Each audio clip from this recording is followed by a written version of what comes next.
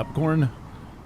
Welcome to Dharma, your 2020 spring reading. My name's Eric Francis Coppolino, coming to you on World Press Freedom Day, Sunday, May 3rd. Beautiful spring day here in New York, and I reckon the last day that I'm working on this project. We shall see. This is video number 10 of 13. 12, 10, 12, right up there. Anyway, we're getting there. And I've told this story a lot of times so far, and I've got a little bit of a different one to tell you, because as you know, in the recent decade and the recent 3 years, and then now it turns out the recent 3 months, there's been quite a bit of unusually energetic and potentially disruptive and possibly destructive astrology that has happened to you, and it's a lot to rise to the occasion of.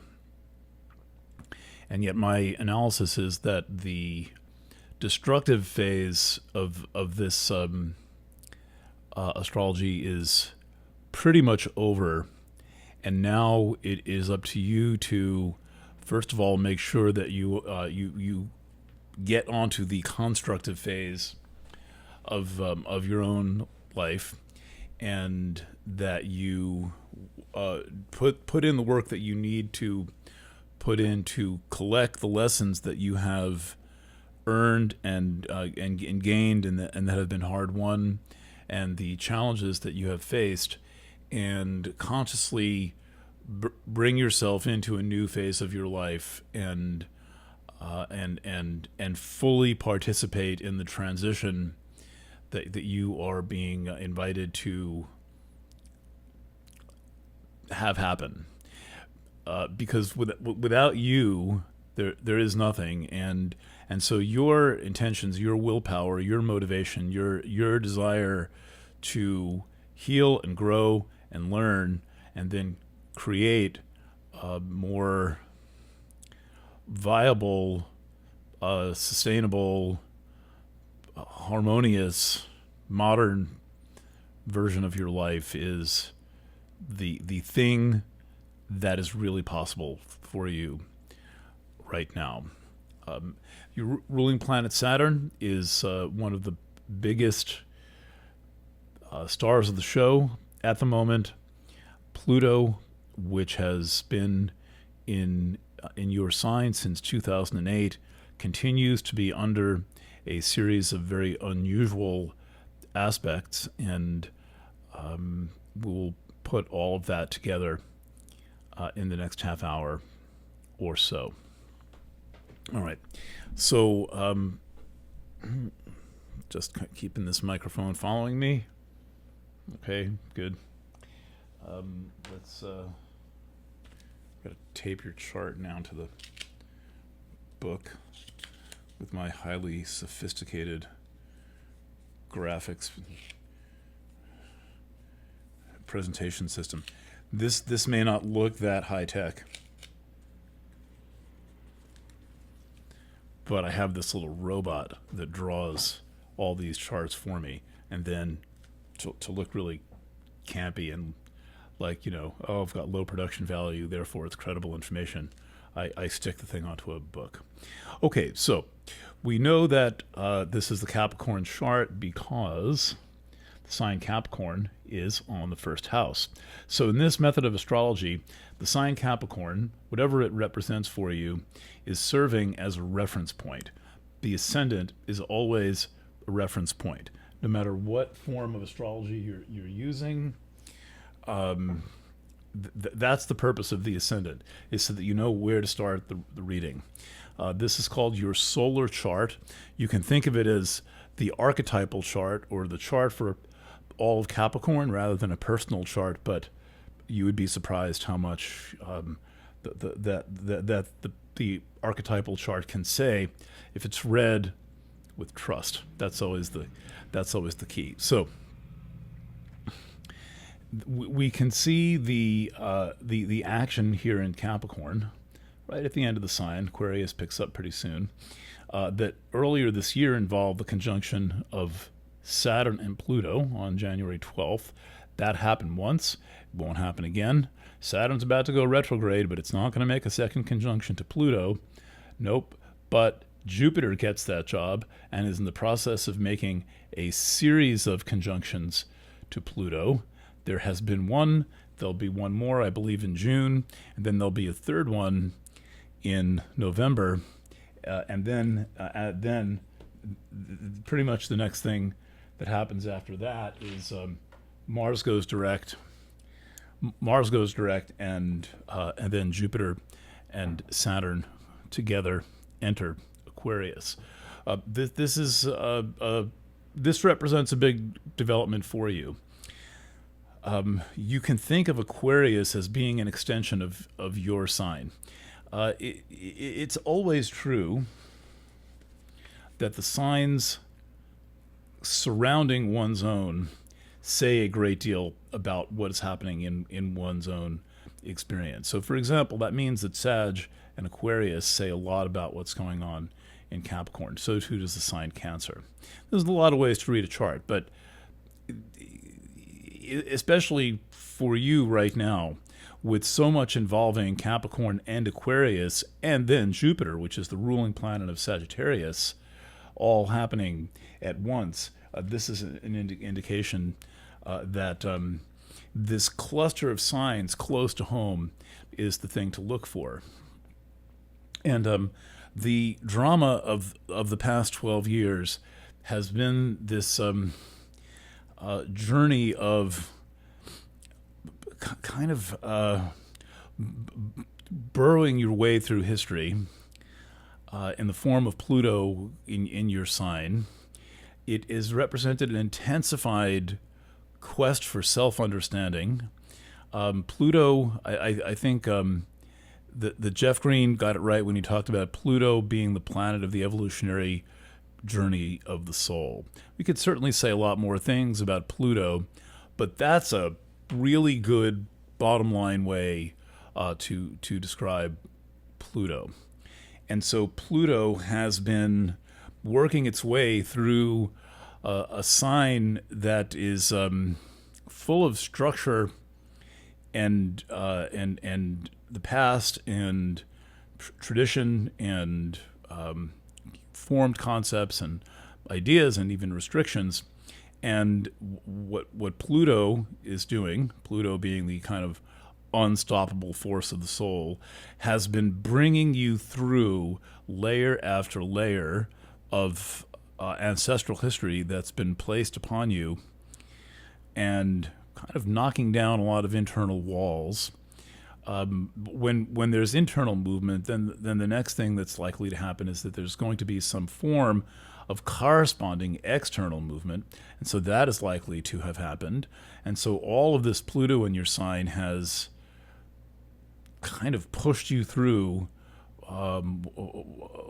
a series of layers in your relationship to yourself, and has cultivated a process that now must have a life of its own.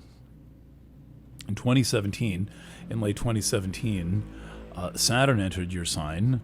That only happens for about 2.5 years out of every 29 years, so it's not very often that happens. And this intensified the process as well. The way that I have been viewing Saturn entering Capricorn on the heels of Pluto being in Capricorn for so long is a kind of a space clearing exercise. Pluto did a lot of demolition work, and then somebody's got to come along and clean up and clear the space open. And then the two forces met in their January 12th conjunction, unleashing quite a bit of mayhem in the world, which we're now seeing and living with, and a kind of a natural crease in the landscape has been exploited as a turning point by some very large forces. For you personally, this also represents a turning point in your life, but we can see where this is all headed, and where it's all headed is Aquarius. So Saturn is now dipping into the first degrees of Aquarius. Jupiter will eventually get there this year. And then in 2023, Pluto is going to make its first foray into Aquarius. And so after living with a lot of focus on Capricorn, that is starting to ease off. The kinds of paces that Saturn and Pluto can put us through are always challenging. Sometimes they're very difficult, and other times they're incredibly satisfying and bring out the most courageous and steely elements of you and of the world. It's a time of contraction and chaos, and yet there are always people during these events, these kind of world events, and then anything represented by the Saturn-Pluto conjunction, or Saturn-Pluto aspects in general, but the conjunction that we're under can bring out a lot of strength in people. There can be true inner power summoned, and courage and determination, and often this is invisible at the time. It's not seen or known or honored or respected for what it is, and sometimes it's going on completely behind the scenes. Like, for example, many of the female espionage agents of World War II, nobody really knew except their spy masters what they were doing.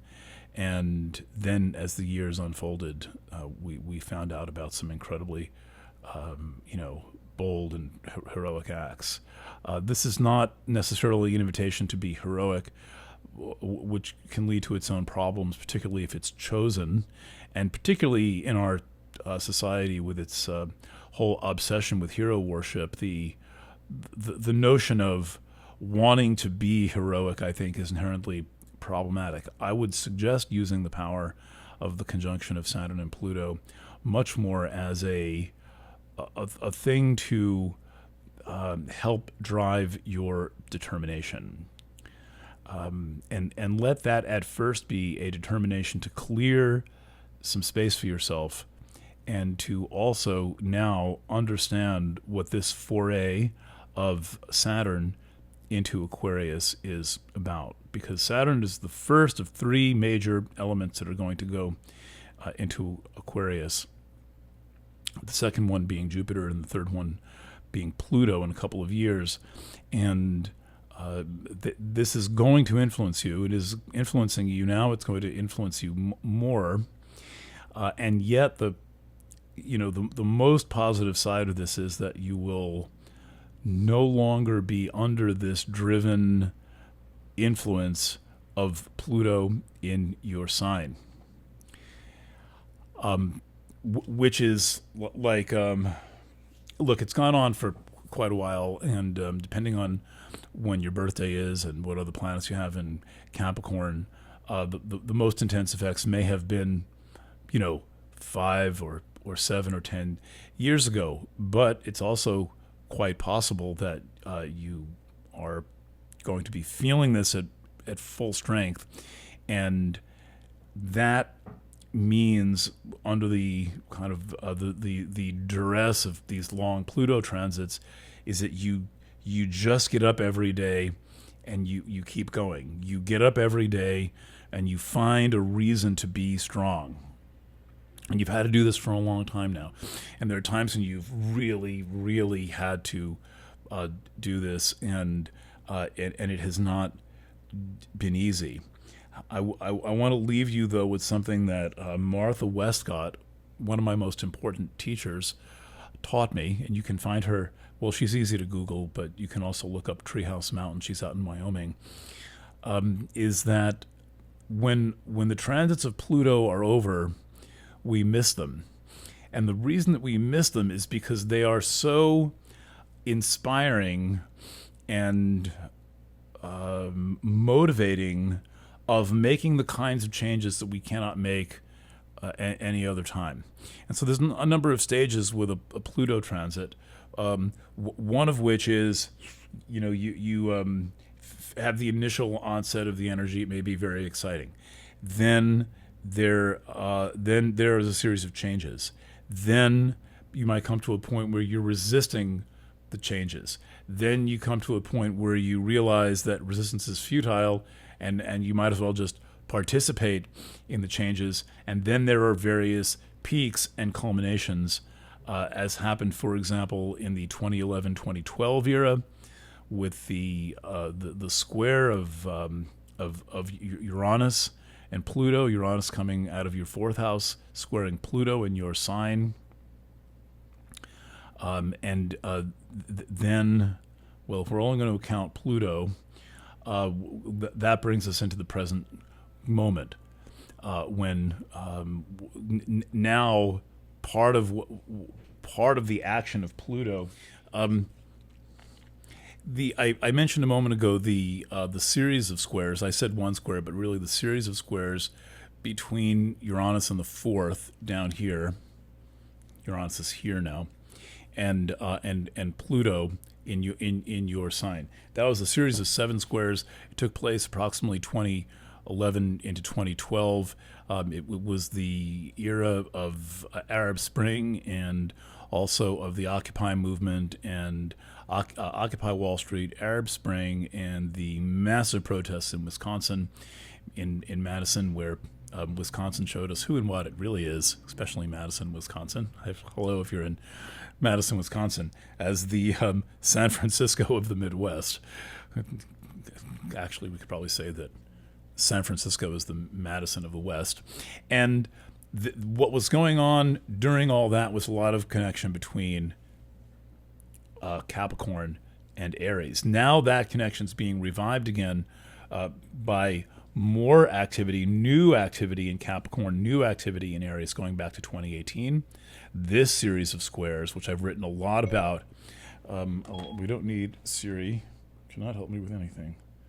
Turn airplane mode. Pardon me. Thank you. Goodbye, Siri.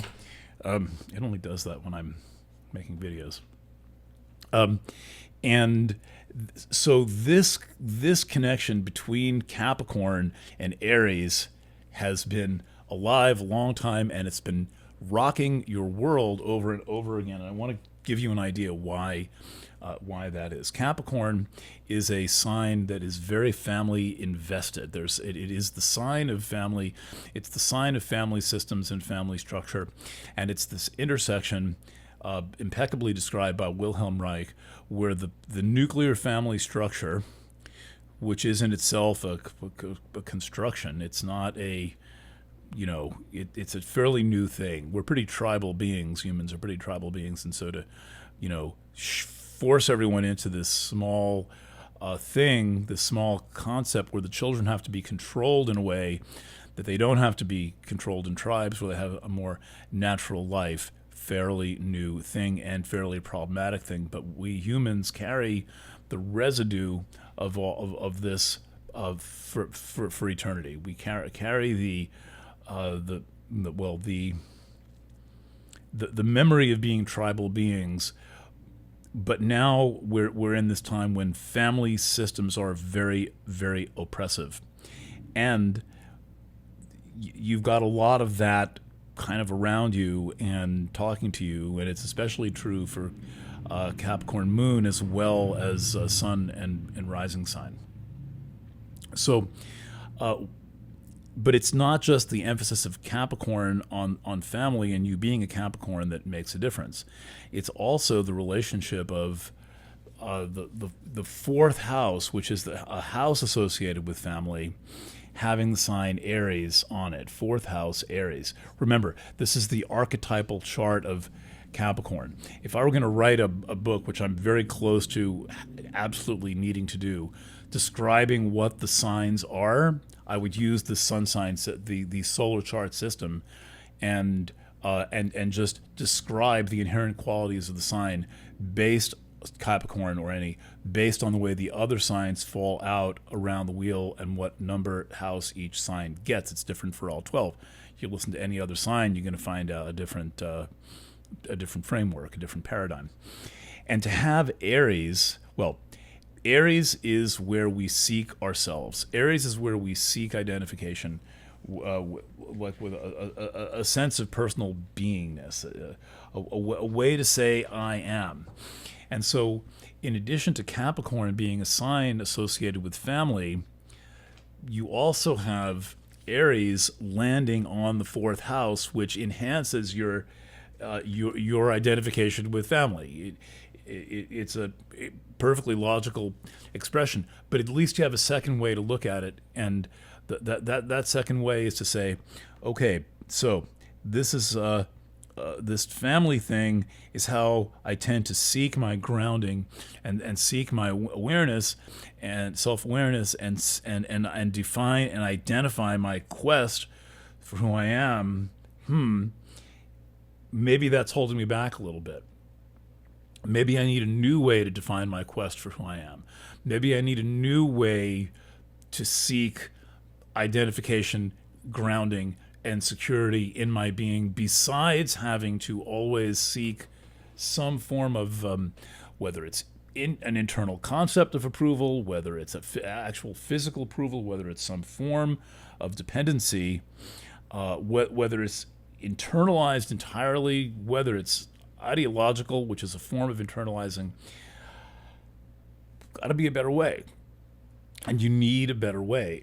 And part of Pluto burning through your sign has been to help you distinguish who you are, as opposed to all that constructed karma and jetsam and flotsam that's been collecting around you all these years to establish yourself in your true state. But here's the problem with that. When you start to do that, you're it's a little like standing at the edge of a cliff. There's the definitions that you used previously to conceptualize who you are can no longer serve. They no longer serve you, and therefore, when you leave them behind, they're not there, and you need some other way to think through and conceptualize and express who you are and experiment with who you are in the world. And you have a lot of help with that. You have a lot of help driving your self-actualization. This includes, in particular, Chiron in your sign, in Aries, rather, which is always about being the kind of an outlier. And if Chiron excels at one thing, it's not being afraid to be different. Okay, so here's the thing, though. There is a hint coming from the astrology in a big way that the thing that you are most afraid to be different about is your sexuality.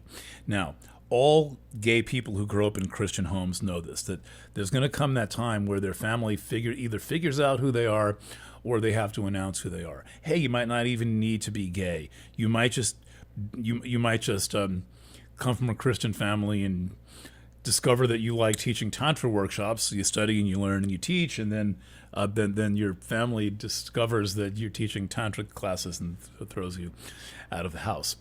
There's a lot of problems that we have with this, and you do not necessarily need to come from any kind of a fundamentalist or orthodox household to have these problems, because the whole society is so oriented in this way, and there's such a huge denial trip around it. And so what I would suggest is, if you're looking for a kind of an express train to revolting and rebelling against constrictive external influences, and you want a way to consolidate your search for who you are, focus your search for who you are on your sexuality, and it would at least show up for that, and run the energy in real time and see the ways in which this rebellion or revolt is in any way accelerated, and your process of discovering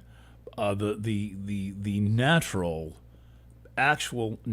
organic truth of who you are. All right, now, while we're on the subject of Aries, and then we'll go back to Capricorn and Aquarius.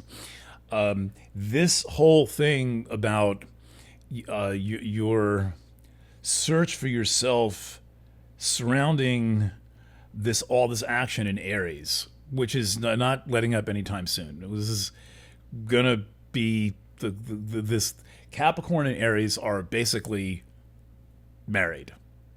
They're working as one sign right now, and that's a lot of power in there. I mean, that's no bullshit. There's a lot of fucking power when you combine two of the cardinal signs. And what we're going to get later in the year is between July and January is Mars being present in Aries, coupled with Mars retrograde in Aries. So this is deep stuff, and it's going to get deeper, and it takes the search. Let me see if maybe this can express it a little bit better. We live in times now where if you get the idea you want to search for yourself, you put on a button. So, I might wake up one day and decide I'm going to be a journalist. So I'm going to put on my press t-shirt. I'm only doing it today because it's International Kiss a Journalist Day. But we live in this era of labeling and of titles and of I'm a this and I'm a that and am I a this and am I a that? Am I really an artist? Am I really this? Am I really gay? Am I really lesbian? Am I really bisexual? Am I really trans? Am I really anything? Hear artist a lot, writer a lot. Do I deserve to call myself a writer? I don't know. Let's see you write a sentence. And then you want to write one the next day. That's a possible that you're a writer. Can't deny it. That's not your thing now. The questioning on the level of, oh, what am I? No. This is going down into the basement. This is kind of metaphorically down into the basement of ancestry, down into the basement of your whole family background, deep into your childhood, and studying yourself.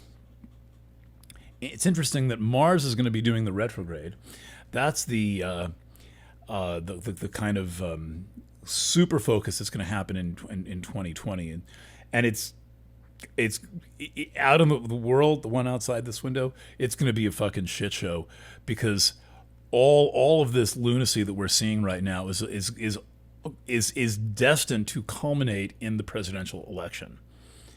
And so that's going to happen during Mars retrograde in Aries. So it's going to be an impressive fireworks display, and yet at the same time, as far as you're concerned, you have very pressing personal matters. It's almost as if you have to strain to invest yourself in the world in some way. You might not even be interested, and look, it might not might not make a difference whether you're involved or have an opinion about what's going on in the world around you, because your individual internal inner search for your reality, your soul retrieval process, your quest for yourself is going to be so profound. So remember, this takes place. Mars retrograde itself is September 9 through November 13th. But Mars arrives in, I should get this. Now I've got the retrograde days memorized. Let's get the Mars ingress. I know the egress is in this around the 5th of January. Let's see if I remember that accurately. Mars entering Aries takes place on June 27. Very big time in around the summer solstice. There's an eclipse on the 21st. That happens in your opposite sign. Venus stations direct on the 25th, I believe, and then Mars enters Aries on the I'm looking right at it, the 27th. Okay. Here's an interesting thing to keep in mind through this Mars retrograde in Aries.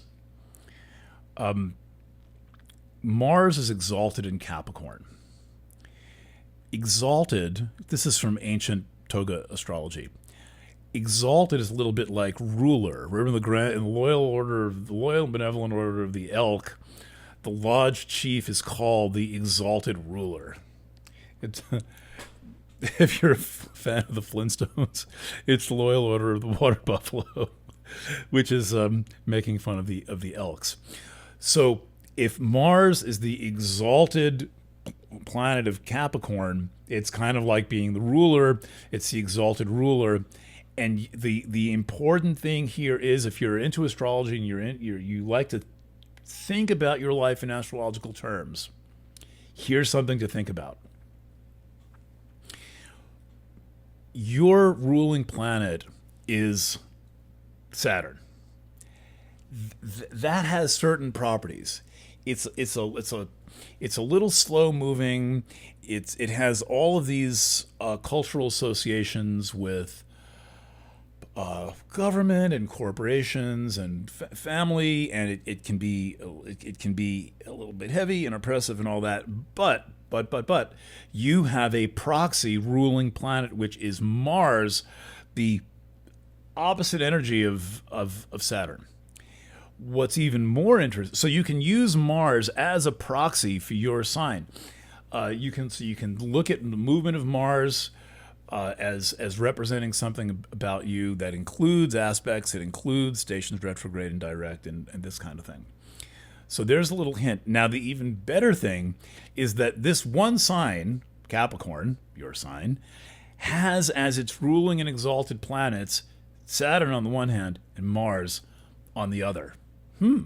That's all built in. That's all built into Capricorn. That tension, that action against resistance, or action of Mars against resistance, the action of Saturn against the rebellion of Mars. There's many, many ways to think about this. But what I can tell you, just associated with this year's astrology, is that the proxy ruling planet for you is going to visit your fourth solar house for 6 months. That's good for you because it's going to help you get to the fucking bottom of your insecurity. It's going to help you get to the bottom of all the issues of the control that your family has over you. And if they have that control, if I'm correct about this, and there is that undue control, and maybe you don't like it. I know Capricorns who kind of use it as a crutch, and like, well, if their father says something, then they're kind of exonerated from having to make a decision. You probably are not interested in living like that. Is that you get to get to the bottom and do your soul retrieval now. It's happening now. It's happening, first of all, because Chiron is in Aries now. Chiron always gets a result, but Chiron is going to first teach you how to stand out and be different from those people. This takes an act of courage. This is not easy. Okay. Then there's Salacia. As I mentioned, I don't know how you feel about this. I don't have you to talk to and get your feedback and your response to. So much of the identity that we have to conceal in order to be acceptable to our families either is directly or symbolically represented by our sexual feelings. That's the thing they can't find out about. It doesn't matter what they are. It doesn't matter if you're lesbian, gay, straight, bisexual, LGBTQIA, or you're straighter than straight, and this is the way you like to fuck, and that's it, and it's nobody's business but your own, and whoever's lucky enough to get to hang out with you. But that so often turns out to be the thing that must be hidden, and it's not often an honest transaction within oneself, because it's cloaked in taboo, and the whole realm of sexuality is cloaked in denial. And so I would just encourage you to tap into particularly early childhood experiences where you felt that you had this thing that you had to hide. The thing of having something to hide, particularly when it's so central to your existence. I mean, we forget easily how intense sexual awakening was during adolescence. Do you remember? Like, think about that for a second. And then we forget how this whole infantile set of sexual responses and feelings is when we're 2 or 3 or 1 or 5, and we're like noticing people around. It's like, when a young boy might be, if he's lucky enough to be breastfed, might be weaned, and then at age 6 start to figure out again for a second time that breasts are there. At least he's got a memory of something constructive, nourishing, and positive about breasts, rather than having to be some kind of a forbidden and secret thing that everyone knows about. So in any event, whatever this is for you, remembering as well that Mars is about the desire nature. The desire nature can certainly be, I want to do him, but the desire nature is also, I want to be an astronomer. I want to be a newspaper reporter. I want to be whatever. Desire nature is whatever desire wants. Desire can be, I want to eat a pastrami sandwich at the Stage Delicatessen when it opens up again. Whatever that is, if the initial dimension of the desire nature is eliciting a guilt response in some way, then every facet of the desire nature is going to end up with a guilt response in some way. That's the thing that you're after. That's the thing that you want to unhook and from which you want to set yourself free. And I'm confident that this formula will help you in some way. I can't promise a panacea, but if you will let yourself go there just a little bit and feel your desire nature, feel the thing about you that wants. The Abraham material, by the way, if you just look up Abraham Hicks, is a lesson a day. You just get on this email list, and the whole message of the Abraham Hicks project is to help people make peace with wanting, which is the most powerful force in the psyche, and therefore the most powerful force in one's own personal universe. Now, the whole notion of wanting, the whole notion of desiring, has to be regulated by something. The thing that it's going to be regulated by is Saturn entering your second house. Your second house as well is an interesting extension of who you are, because it too is not so identified with the label. So let's use the label as journalist as one thing. Well, then there's the other part of being the journalist, this, and using it. This is an aspect of the second house. The concept of the pencil to the journalist is not a thing of the first house. It's a tool of the trade. It's in the second house. It's not about identity. It's about a thing you need to do your work every day. Whatever that is for you, there's going to be one. It might be your computer. It might be your car. It might be, who knows what it might be. Sadly, the trades are under tough times, and maybe you will fall in love with a hammer. All that is stuff of the second house. The second house's real theme, once we get past moving property and bank balance, is self-respect. Saturn in Aquarius in the second house is going to be very good for your process of self-respect. But you have to get underneath the false ways you stated the problem in the past, thinking it's some self-esteem thing or some abstract notion. I was told I couldn't do that when I was little. I wanted to be a violinist, but my parents didn't believe that, so they made me go to accounting school, all that crap. No. Self-respect is your process of cultivating a being in yourself who is alive and active in the world, for whom you actually have respect. Fuck self-esteem. It's a concept that's so vague and useless, but respect is relevant. Do you respect the person who you are? Work at it.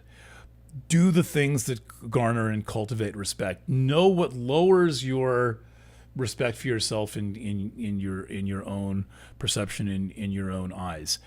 Act in the ways that you know represent integrity for you, and then claim that person. Be that person. I haven't had much time left, and we're running a bit long here. But let's invest a couple of minutes into this all important Venus retrograde, and I'll give you enough information in this reading.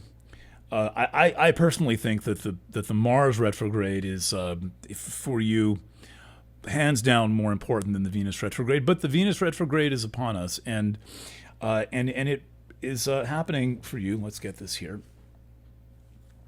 All righty. All in Gemini, or as Mike Bloomberg says, Jiminy. You're here.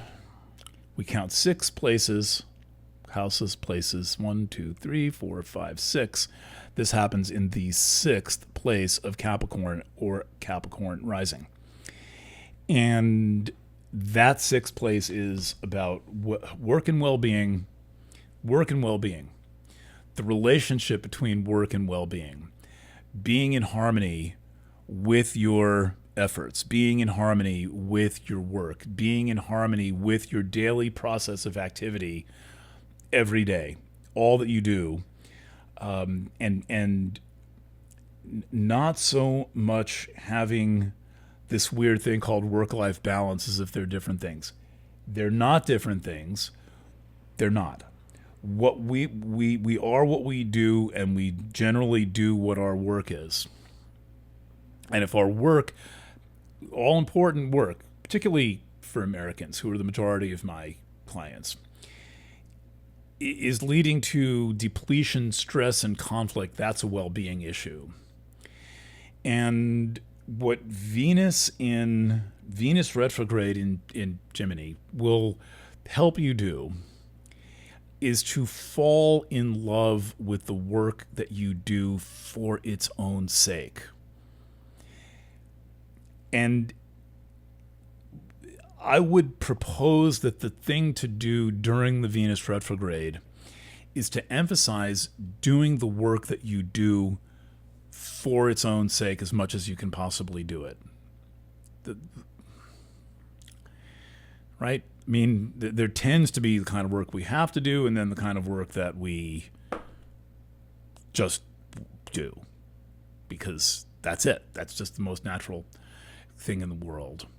The feeling of being in the 6th house is the feeling of getting lost in your work, and you look at the clock and it's 10 o'clock at night, and then you look at the clock again. You've been working away, building your model ship, and then the next thing you look at the clock and it's 1:30 in the morning. You think, wow, how did that happen? I missed the Daily Show, etc. Well, you got lost in your work. We are in a profound period of reorientation on the work that we do. All of these 30 million-ish more growing people, plus all the people in the gig economy who haven't filed for unemployment, are going to need to find the right livelihood for them and to make their way in this new shrunken down economy that we're in. Please don't volunteer to be a test subject on vaccines. I'm kidding, but there's going to be a lot of work in that field coming up. And so you need to find the thing that you do because you do it. And look, you might even know what it is. If you know, please save me some breath here and just get that friggin' thing off the shelf or out of the closet, or dust it off, or crack open the case, or whatever it might be. Go out in the garage and get your woodworking tools out and set the fucking workbench up in the living room where everyone's going to trip over it and where you can't miss it. Whatever that thing might be, move that thing to the center of your life. I can tell you that with Gemini, this is my new bad habit, on this sign, that that language is very important to you. That the work environment you are in must make good use, lively use, creative use of language. There must be an element of the love and the beauty of communication rather than just, oh my God, I've got to read this email that my boss sent. It should be playful. A child environment is, well, there's children depicted in the myth of Gemini. They're two little kids. And what is interesting is that I have vowed to find this series of articles on the relationship between the sixth and the eighth houses. We will see if all the king's horses can go, and all the king's men can go searching through the archives from like 16 years ago and find it. But I'll shorten this by saying that the sixth is Gemini and has its relationship to language, the idioglossia. Check out my Venus retrograde version of Planet Waves FM. It's free. You go to the Planet Waves FM tab and scroll down to see the beautiful green and orange photograph. I believe that's Hannah. And there's a lot in there. I explain the concept of the idioglossia, the idiosyncratic glossary. The language associated with your work with Gemini on the 6th must be something you fucking love and adore and want to explain. But it gets better. The 10th is also about work, commitment, and calling. And there is a very long-time visitor to your 10th. By a long-time visitor, I mean it's Logos with an orbit of 307 years at the beginning of Libra. And it does not appear to be moving especially quickly. Logos is the basis of logic, language, thought. The word astrology has the concept of logos built right into it. And one of the most important ways that we humans not only make sense of our reality and give meaning to our reality, but find the meaning is through the exploration and the use and the development of language. Now, we could look at all of these wonderful books by mostly dead people and a couple of living ones, and you would not find that anywhere in a description of Capricorn, but it's there, and it is very probable that you are a phenomenal writer. That doesn't make you a best-selling author, but it's something to develop. And if you explore writing while you've got your woodworking tools out of the garage and set the workbench up in the living room, you work on your writing. What you'll be doing is you will be activating your imagination. This is where you tap your deepest imagination. By the way, if you're feeling a little boring and like a little bit too pragmatic, write about crazy things and weird things and make up exciting or interesting stories and tell stories to kids and write stories for kids. Like one way to practice is if you have like younger nieces and nephews or grandkids, write them an email and say, do you want to hear a story? And then start telling them stories. They might be true. They might be made up. They may be embellished. Tell them stories from your life. You will complete a circuit within yourself, activating your imagination, speaking to your inner kid, and then reaching people in a fun and lively way. Humor, by the way, is crucial to Capricorns, and I propose that you make a list of the things you think are the funniest, whatever that might be. Capricorns tend to want dry humor. They want it a little bit sarcastic and not necessarily detectable at the first insult. But whatever gets your thing going on humor, get a lot of it. Find it, on Amazon or Netflix, watch Doctor Strangelove and find out why it's so funny. This one might speak to you. Everybody should watch it anyway. Just like all women must read The Second Sex if you want to survive in this planet and not go fucking crazy. And if you want a concept of what the human race is going through at the moment, Doctor Strangelove, I think, will tickle your funny bone and also provide you some profound insight into our situation and your situation. All right, I've gone on for a while here. If you have not already done so, check out your sign rising. If Capricorn's not your sign rising, check out your sign rising. If you don't know it, write to us. We'll look it up for you. Definitely check out your moon sign. If you've got people in your household or people you care about who think might benefit from seeing this recording or any other one you have access to, please share it with them. Let's get these ideas going, and feel better, and be happier, and